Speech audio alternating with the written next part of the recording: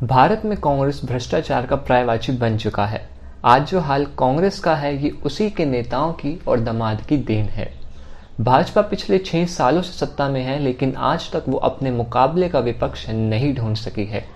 देश में इस समय भाजपा के बाद यूं तो कांग्रेस सबसे बड़ी पार्टी है, लेकिन उसकी सोच अपराधियों से भी घातक है। कांग्रेस हर मुद्दे पर ओछी राजनीति करने उतर जाती है। गत दिनों की बात करें तो मई के महीने में विपक्षी दलों की प्रधानमंत्री मोदी के साथ एक बैठक हुई थी। विषय था कोरोना और चीन से संबंधित। लेकिन कांग्रेस की अंतरिम अध्यक्ष सोनिया गांधी के नेतृत्व में विपक्षी दलों की इस बैठक का उद्देश्य यदि कोरोना संकट का सामना करने में केंद्र और देश की जनता की मदद करना था तो वह पूरा होता नहीं दिखाई दिया था। कुछ विपक्षी दलों की अनुपस्थिति से दो चार हुई ये बैठक महज आलोचना की उक्ति चरितार्थ करती नजर आई थी। ये ठीक नहीं जब कोरोना कहर सरीखे अनुमान से कहीं अधिक नुकसान पहुंचाने वाले संकट का सामना करने में दलगत हितों से परे हटने की जरूरत थी, तब जाने अनजाने राजनीतिक एकजुटता को भंग करने की कोशिश की गई थी। राजनीतिक एकजुटता का अभाव तो कोरोना संकट का मुकाबला करने में कठिनाई पैदा करेगा। वक्त की जरूरत यही थी कि इस कठिन समय में दलगत हितों को प्राथमिकता देने वाली राजनीति से बचा जाता, लेकिन पता नहीं क्यों विपक्ष ने ये जरूरी नहीं समझा।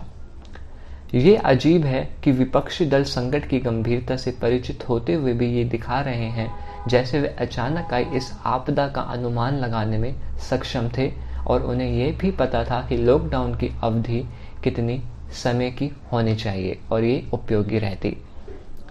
कांग्रेस और अन्य विपक्षी दल केंद्र सरकार पर ये आरोप तो मढ़ रहे हैं कि उसके पास लॉकडाउन से बाहर आने की कोई योजना नहीं थी, लेकिन वह ये देखने से इनकार कर रहे हैं कि विपक्षी शासित राज्य सरकारें जो हैं इन्होंने कई बार केंद्रीय सत्ता की ओर से कोई फैसला लिए जाने के पहले ही लॉकडाउन की अवधि बढ़ाने का फैसला कर लिया था।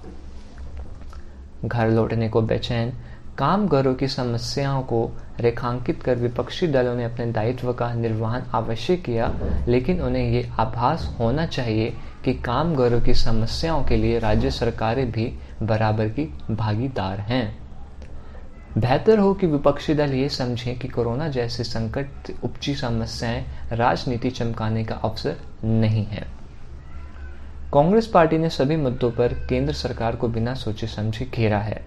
आपको जब भी लगेगा कि कांग्रेस अब और नीचे नहीं गिर सकती, उसी समय वह आपको गलत साबित कर देगी।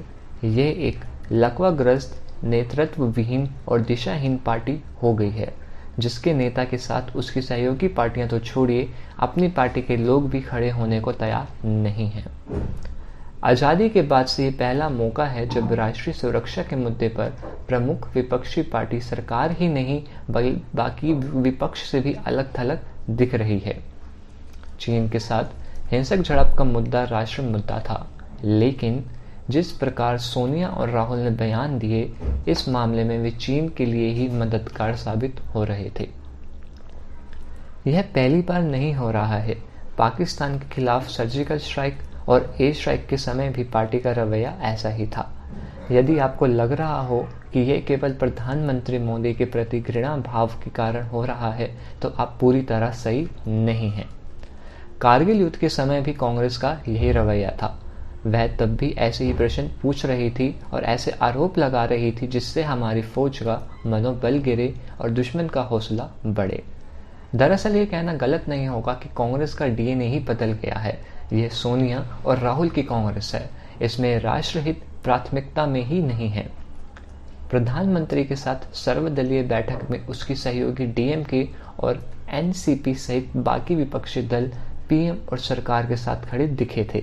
यहाँ तक कि हर बात पर मोदी का विरोध करने वाली ममता बनर्जी ने भी दलगत राजनीति परे रखकर राष्ट्रहित के साथ खड़े होने बेहतर समझा था। राजनीतिक रूप से सबसे परिपक्व रुख बसपा प्रमुख मायावती का रहा था। शरद पवार ने तो परोक्ष रूप से राहुल को झड़क ही दिया था, पर इन बातों से कांग्रेस पर कोई फर्क नहीं पड़ा। चीन से सीमा विवाद और कोरोना काल में राहुल के राफेल अवतार की वापसी हुई है। राफेल पर उन्होंने राजनीतिक और सार्वजनिक जीवन की सारी मर्यादाएं तोड़ दी थी। अब फिर वह अपने उसी रूप में मैदान में है। उस समय उन्हें सत्ता में पहुंचाने का सपना दिखाकर उनके विद्वान सलाहकारों ने कहा कि डटे रहो, बस मोदी गिरने ही वाले हैं। नतीजा ये हुआ कि मोदी पहले से ज्यादा ताकतवर हो गए। इस बार ये धतकर्म इसलिए हो रहा है कि कम से कम पार्टी के सिंहासन पर तो वापसी हो। राफेल अवतार में भी उन्हें अपनी पार्टी के नेताओं से शिकायत थी। वह उनकी तरह चुनावी सभाओं में चौकीदार चोर है का नारा नहीं लगाते। गत दिवस कांग्रेस कार्य समिति की बैठक में फिर वही शिकायत की गई कि मोदी के खिलाफ पार्टी के दूसरे नेता नहीं बोल रहे हैं। इस बार उनका साथ देने के लिए बहन प्रियंका भी थी। राहुल परस्पर विरोधी बातें एक साथ कर रहे हैं। बाहर बोलते हैं मोदी कायर हैं, अंदर बोलते हैं उनकी पार्टी के नेता मोदी से डरते हैं। आलम यह है कि पार्टी साथ नहीं दे रही है, सहयोगी दल साथ नहीं दे रहे और बाकी विपक्ष आने को तैयार नहीं। फिर भी उन्हें समझ में नहीं आ रहा। जब पूरे देश में चीन विरोधी माहौल था तब राहुल प्रधानमंत्री के विरोध में खड़े थे। वह और कुछ नहीं तो शहीदों के पार्थिव शरीर उनके घर पहुंचने पर जो हुजूम उमड़ रहा था उसे ही देख लेते। ये हुजूम देखकर कोई भी जमीनी नेता समझ जाएगा कि देश की भावना क्या है। राजनीति में कुछ बोलते समय तीन बातें बहुत महत्वपूर्ण होती हैं। पहली, किस समय। दूसरी, किस तरह यानी किस नियत से। तीसरी, कौन यानी बोलने वाले की विश्वसनीयता। राहुल के बोलने का समय और लहजा दोनों गलत है। ये नसीहत उन्हें शरद पवार ने दी थी। रही बात विश्वसनीयता की, तो जिस नेता की बात उसकी पार्टी के लोग ही मानने को तैयार ना हो और उसे इसकी बार बार शिकायत करनी पड़े, उसकी कौन सुनेगा। कांग्रेस के लोगों को सोचना पड़ेगा कि क्यों हर बार ये धारणा बनती है कि जैसे उनका नेता दुश्मन देश के पाले में खड़ा हो। राजनीति में धारणा बहुत महत्वपूर्ण होती है। चीन से सीमा विवाद पर सोनिया और राहुल गांधी ने ये दावा करते हुए प्रधानमंत्री को कटघरे में खड़ा किया था कि चीन ने हमारी जमीन हथिया ली है। आखिर वह कौन है जो इन दोनों को यह बता रहे थे कि चीन ने भारत की जमीन पर कब्जा कर लिया है। क्या कांग्रेस के लोग चीन से लगती सीमा पर तैनात हैं या फिर उनका कोई अपना खुफिया तंत्र है। आखिर कांग्रेस ये साबित करने पर क्यों तुली है कि चीन भारत की सीमा में घुस आया है और सरकार देश से सच छिपा रही है। सवाल यह भी है कि विपक्ष में अकेले कांग्रेस को ही प्रधानमंत्री पर भरोसा क्यों नहीं है। इससे इनकार नहीं कि लद्दाख में चीन अतिक्रमण मुद्रा में था, लेकिन आखिर इसका ये मतलब कैसे हो सकता है कि वह भारत की सीमा में घुस आया है और सरकार ने उसके समक्ष हाथ डाल दिए हैं। कांग्रेस यही सिद्ध करने के लिए उतावली है। इस उतावलेपन में वह इसकी भी परवाह नहीं कर रही कि उसका रुख सेना को असहज करने वाला है। क्या कांग्रेस को इतना भी नहीं पता कि इस समय उसे ऐसा कुछ नहीं करना चाहिए जिससे देश को भूले से भी ये लगे कि हमारी सेना सीमाओं की रक्षा करने में समर्थ नहीं। लगता है कांग्रेस ने अपनी उन पुरानी और आत्मघाती भूलों से कोई सबक नहीं सीखा जो उसने सर्जिकल स्ट्राइक, एयर स्ट्राइक के समय की थी। राहुल गांधी तो ठीक उसी मुद्रा में दिख रहे हैं जैसी उन्होंने राफेल सौदे को तूल देते समय अपना ली थी। जैसे उस समय उन्होंने ये मनगढ़ंत खोज की थी कि इस सौदे में दलाली का लेन देन हुआ है और प्रधानमंत्री ने खुद देश का पैसा कुछ उद्योगपति की जेब में डाला है, वैसे ही इस वक्त वह ये साबित करने पर आमदा हैं कि चीन ने भारत में घुसपैठ कर ली है और यह कथित सच्चाई केवल उन्हें ही पता है। हैरत नहीं कि राहुल के ऐसे बेड़बरूख रवैये से खुद उनके ही दल के नेता सहमत नहीं। ये समझ आता है कि चुनावी लाभ की खातिर राहुल गांधी ने राफेल सौदे पर झूठ का सहारा लेने के साथ ही अभद्र राजनीति का परिचय दिया। लेकिन आखिर इस वक्त वह क्या हासिल करना चाह रहे हैं? क्या उनके अनाप शनाप बयानों से देश की जनता उनकी मुरीद हो जाएगी या फिर वह इस मुगालते में है कि इससे चीन और पाकिस्तान के मामले में कांग्रेस नेतृत्व की देशघाती भूलों को लोग विस्मृत कर बैठेंगे। अच्छा हो कि कोई उन्हें ये समझाए कि ऐसा नहीं होने वाला। यह बात किसी से छुपी नहीं है कि चीन से सीमा विवाद पर कांग्रेस किस तरह अलग थलग पड़ गई थी और पड़ चुकी है। इसकी पुष्टि राष्ट्रवादी कांग्रेस पार्टी के प्रमुख शरद पवार के इस बयान से मिलती है, जिसमें उन्होंने कहा कि राष्ट्रीय सुरक्षा के सवाल पर राजनीति नहीं करनी चाहिए। शरद पवार ने बिना किसी लाग लपेट कांग्रेस को 1962 की भी याद दिलाई थी, जब चीन ने भारत के एक बड़े भूभाग पर कब्जा कर लिया था। क्या ये हैरत की बात नहीं कि कांग्रेस ने सत्ता में रहते समय इस भूभाग को हासिल करने की कोई कोशिश करने के बजाय चीन से चंदा लेना जरूरी समझा।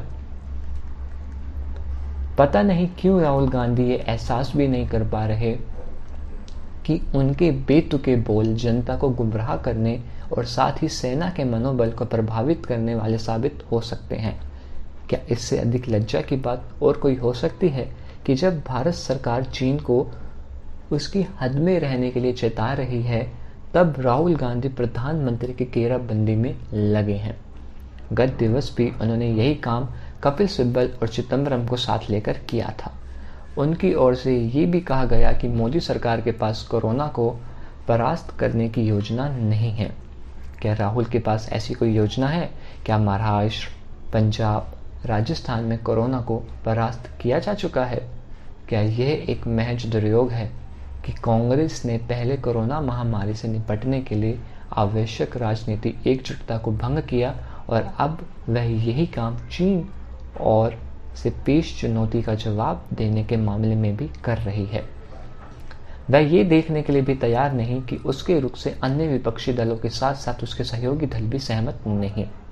यदि कांग्रेस राष्ट्रीय सुरक्षा के प्रश्न पर एकला चलो की अपनी मनमानी नीति पर चलना चाहती है तो चले दौड़े, लेकिन कम से कम राष्ट्रीय हितों पर आघात तो ना करे। कांग्रेस पार्टी गांधी परिवार की रखेल बनकर रह गई है। बात अगर बीते दिनों राजस्थान के राजनीतिक मुद्दों की करें तो कांग्रेस से सचिन पायलट को केवल किनारे ही नहीं किया गया बल्कि उन्हें अपमानित भी किया गया है। आखिर यह उनका अपमान नहीं तो क्या है कि राजस्थान पुलिस ने कांग्रेसी विधायक की खरीद फरोख्त के मामले में उन्हें नोटिस थमा दिया। यह नोटिस सचिन पायलट के प्रति अशोक गहलोत के गहरे अविश्वास को प्रकट करता है। सच्चाई जो भी हो, इसमें दो राय नहीं कि राहुल के प्रभावी होने के बाद से कांग्रेस के युवा और काबिल नेताओं के पार्टी छोड़ने का सिलसिला तेज हुआ है। हेमंत बिस्वा शर्मा, जगन मोहन रेड्डी, ज्योतिरादित्य सिंधिया जैसे नेता कांग्रेस छोड़ गए, लेकिन कांग्रेस नेतृत्व की सेहत पर कोई असर नहीं पड़ा। वह चाटुकारिता संस्कृति को प्रोत्साहित करने में लगा हुआ है। दरबारी प्रवृत्ति वाले नेता तो चाटुकारिता करते ही रह सकते हैं, लेकिन जनाधार वाला कोई भी स्वाभिमानी नेता इस संस्कृति को स्वीकार नहीं कर सकता। लगता है कांग्रेस नेतृत्व को चाटुकारिता ही पसंद है। वह ये समझने को तैयार नहीं कि यह पसंद पार्टी का बेड़ा गर्क कर रही है। ये ठीक है कि गांधी परिवार कांग्रेस की जरूरत है, लेकिन इसका ये मतलब तो नहीं हो सकता कि पार्टी इस परिवार की निजी जागीर की तरह चले। यदि कांग्रेस नेतृत्व को अपने भविष्य की थोड़ी भी चिंता है तो उसे पार्टी को निजी जागीर का तरह चलाना बंद करना होगा और खुद को चाटुकारों से बचाना होगा। कांग्रेस में किस तरह चाटुकारिता संस्कृति हावी है, इसका पता राहुल को फिर से अध्यक्ष बनाने की मांग से चलता है। अगर वह फिर से अध्यक्ष बनना चाह रहे हैं तो फिर उन्होंने यह पद छोड़ा ही क्यों था। गत दिनों राजस्थान में कांग्रेस की अशोक गहलोत सरकार का मुश्किल में फैसला हैरान नहीं करता, क्योंकि उसकी स्थिरता को लेकर अंदेशा उसके गठन के समय ही उभर आया था। इसका कारण था कांग्रेस का अपने बलबूते बहुमत हासिल ना कर पाना। मुख्यमंत्री अशोक गहलोत और पूर्व उप मुख्यमंत्री सचिन पायलट के रिश्ते कभी सामान्य नहीं दिखे। खुद गहलोत ने कहा था कि करीब 1.5 साल से उनकी सचिन पायलट से कोई बात नहीं हुई। क्या इससे विचित्र और कुछ हो सकता है कि मुख्यमंत्री और उप मुख्यमंत्री के बीच कोई बात ना हो? इसकी अनदेखी नहीं की जा सकती कि यदि कांग्रेस सरकार बनाने की स्थिति तक पहुंच सकी तो इसके पीछे सचिन पायलट का बड़ा हाथ है। गहलोत को पायलट का उप मुख्यमंत्री बनना रास नहीं आया। सचिन अनमने ढंग से ही काम कर रहे थे। जब ये माना जा रहा था कि वह मुख्यमंत्री बन सकते हैं, तब राहुल गांधी ने गहलोत को वरीयता दी, ठीक वैसे ही जैसे मध्य प्रदेश में ज्योतिरादित्य मुकाबले कमलनाथ को दी थी। यह तब हुआ जब सचिन और सिंधिया राहुल की युवा टोली के विशेष सदस्य थे।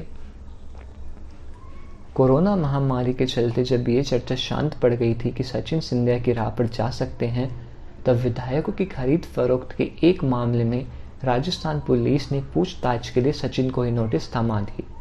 इससे आहत होकर उन्होंने समर्थक विधायकों के साथ हरियाणा के एक होटल में डेरा डाल दिया।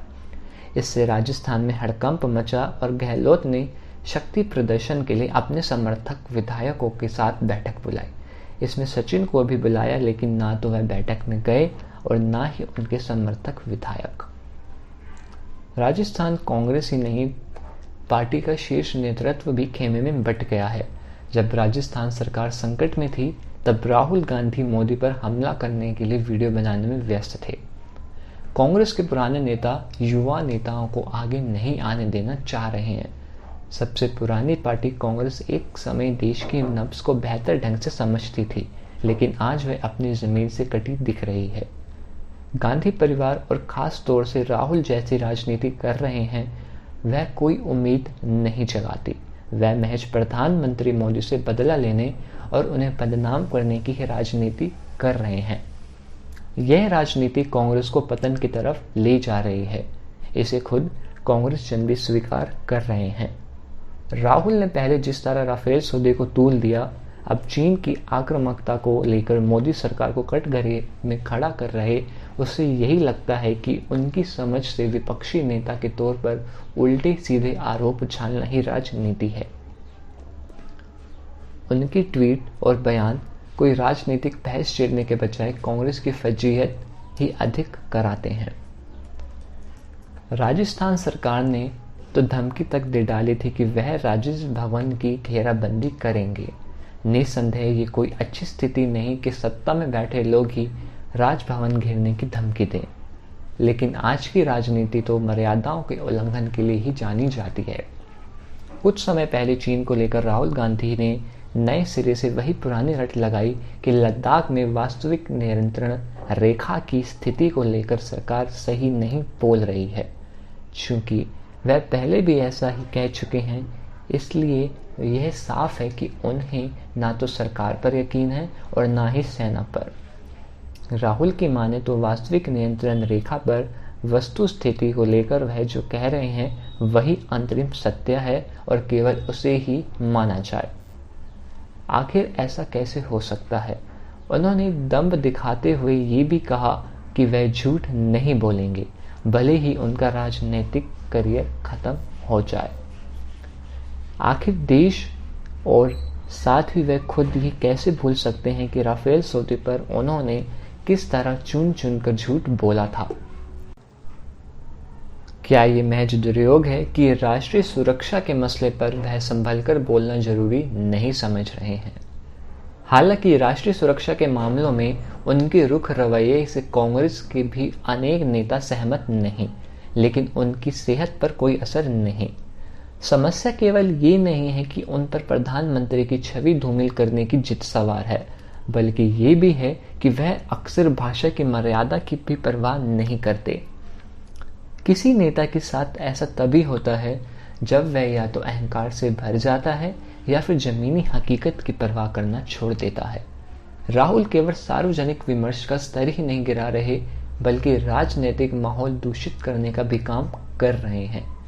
बीते कुछ दिनों से एक के बाद एक वीडियो जारी कर रहे राहुल गांधी के रवैये से ये स्पष्ट है कि वह लद्दाख में वास्तविक नियंत्रण रेखा की जटिलता से अवगत नहीं होना चाह रहे।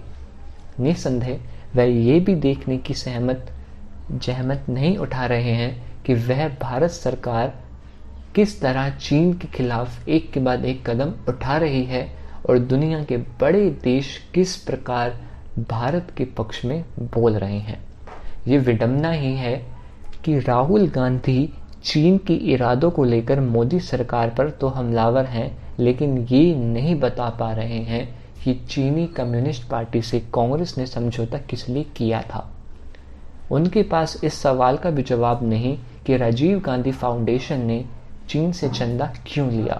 क्या ये अच्छा नहीं होगा कि वह इस बारे में भी अपने राजनीतिक करियर की चिंता बगैर किए बिना सच बोलें? कांग्रेस का अर्थ सोनिया और राहुल गांधी नहीं, बल्कि देश भर में फैले हजारों कांग्रेसी नेता और कार्यकर्ता हैं।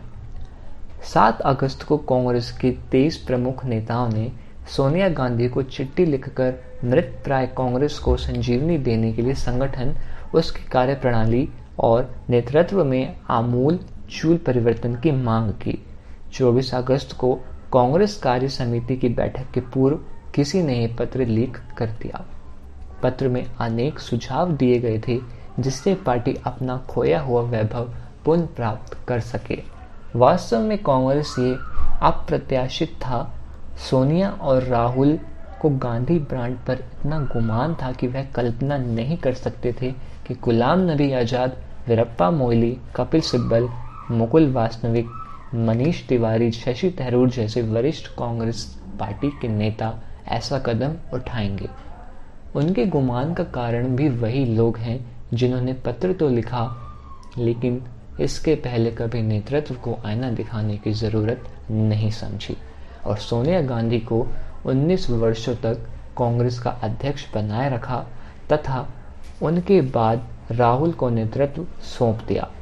वे राहुल की अयोग्यता को बर्दाश्त करते रहे और राहुल नेहरू गांधी वंश का कांग्रेस नेतृत्व एक अधिकार मानने की भूल करते रहे और बाकी पार्टी के नेता भी यही भूल करते रहे। कांग्रेस में इक्का दुक्का विरोध और पार्टी छोड़ना तो हमेशा ही चलता रहा है, लेकिन ऐसा संगठित, सशक्त और सामूहिक विरोध तो 1948 के बाद पहली बार दिखाई दिया है। उस समय कांग्रेस सोशलिस्ट सेंटर के नेता आचार्य कृपलानी, जयप्रकाश नारायण, राम मनोहर लोहिया, अशोक मेहता, मीनू मसानी आदि ने कांग्रेस द्वारा समाजवादी नीतियां अपनाने के विरोध में पार्टी छोड़ी थी। वर्ष 1969 में कांग्रेस का जो विभाजन हुआ वह इंदिरा गांधी के विरुद्ध कांग्रेस सिंडिकेट मोरारजी देसाई के, कामराज निजलिंगपा, सीबी गुप्ता, नीलम संजीव रेड्डी आदि नेताओं के लामबंद होने से हुआ। देखा जाए तो कांग्रेस नेताओं के पत्र में कोई आपत्तिजनक बात नहीं थी, उसमें पार्टी के हित की ही बात कही गई थी। लेकिन सोनिया, राहुल और प्रियंका को वह इसलिए चुभी क्योंकि उसमें 2 ऐसी मांगे हैं जो कांग्रेसी संस्कृति पर प्रश्न चिन्ह लगाती है। एक मांग कांग्रेस आला कमान संस्कृति को खत्म कर पार्टी में संस्थागत नेतृत्व प्रक्रिया स्थापित करने से संबंधित है, जो कांग्रेस में नेहरू गांधी वंश का एकाधिकार समाप्त करती। दूसरी मांग राष्ट्रीय से स्थानीय स्तर तक दल में आंतरिक लोकतंत्र की स्थापना से संबंधित थी, जिसे समाप्त करने की शुरुआत इंदिरा गांधी ने 1969 में ही कर दी थी। इसके परिणाम स्वरूप जून 1975 में जब उन्होंने देश में आपातकाल थोपा, तब कांग्रेसी नेताओं हेमंती नंदन बहुगुणा, जगजीवन राम और युवा तुर्क नेता चंद्रशेखर, कृष्णकांत, मोहन धारिया आदि के नेतृत्व का विरोध करने के बजाय उनसे किनारा कर लिया। आज पार्टी के हित में नेतृत्व के खिलाफ बिगुल बजाने वाले कांग्रेसियों ने हिम्मत का काम किया है। यह काम उन्हें बहुत पहले करना चाहिए था। जनता तो समझने लगी थी कांग्रेस में ऐसी प्राची विलुप्त हो चुकी है। कांग्रेस को यदि कोई बाहरी सीख देता तो नेतृत्व को बुरा लग सकता था, पर जिन्होंने अपना पूरा जीवन कांग्रेस को समर्पित कर दिया, यदि वह नसीहत दे रहे हैं तो उसे सकारात्मक ढंग से लेने की जरूरत थी। जिस प्रकार पहले ज्योतिरादित्य सिंधिया, सचिन पायलट आदि को दरकिनार किया गया और अब पत्र भेजने वाले नेताओं को निशाना बनाया जा रहा है, वह कांग्रेस के लिए कोई शुभ संकेत नहीं है। कांग्रेस नेतृत्व कुछ भी करे, पर यह साफ है कि कांग्रेस के अंदर नई कांग्रेस के अंकुर फूट चुके हैं, जिसमें सोनिया और राहुल के नेतृत्व के लिए सीमित स्थान है। गांधी परिवार के पुराने वफादारों में से एक आनंद शर्मा इस बात को लेकर आहत है कि उन्हें परिवार के भीतर कुछ लोग के समक्ष फिर से अपनी वफादारी साबित करनी पड़ रही है।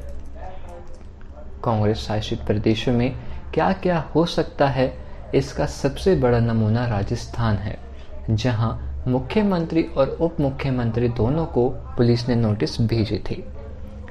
कांग्रेस वालों के सामने सबसे बड़ा सवाल उठता है कि अगर मोदी यह आश्वासन दें कि चीन ने जमीन छोड़ दी है, तो क्या कांग्रेस और नेहरू की विरासत के उत्तराधिकारी यह आश्वासन देंगे कि चीन वह 43,000 वर्ग किलोमीटर जमीन वापस कर देगा जिसे नेहरू ने कब्जाने दिया था। कुछ समय पहले कांग्रेस ने अपने विधायक आदिति सिंह पर कार्रवाई कर दी थी, क्योंकि उन्होंने बस पॉलिटिक्स पर टिप्पणी कर दी थी। वहीं भाजपा में रहते हुए शत्रुघ्न सिन्हा और यशवंत सिन्हा ने पीएम मोदी को बहुत अपशब्द कहे थे, लेकिन उन पर कोई कार्रवाई नहीं की गई थी। अब अभिव्यक्ति की आज़ादी और बोलने की तुलना तो कर ही सकते हैं। अगर आपको यह वीडियो पसंद आया तो लाइक, शेयर और सब्सक्राइब ज़रूर करें।